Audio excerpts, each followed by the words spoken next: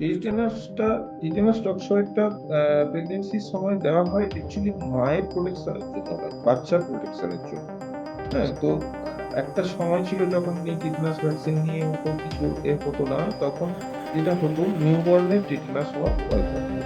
তো টিটেনাস এমনই একটা অসুখ, নিউবর্নে টিটেনাস হলে সেই বাচ্চাকে বাঁচানো খুবই কঠিন ব্যাপার, প্রায় বাঁচেই না।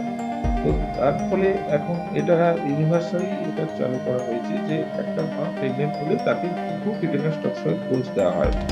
সেই দুটো ডোজের মধ্যে ডিফারেন্স থাকে 1 মাসের।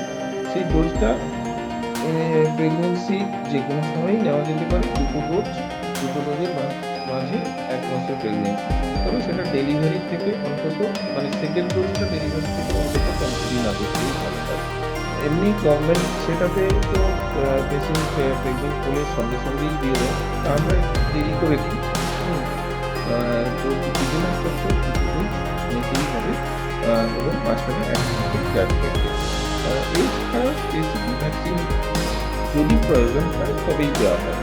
যেমন ধরুন ইনফ্লুয়েঞ্জার ভ্যাকসিন দেওয়া যেতে পারে, কিন্তু সেগুলো স্পেসিফিক প্রয়োজন অনুযায়ী তবে। কিন্তু টিটেনাস ভ্যাকসিন নিতেই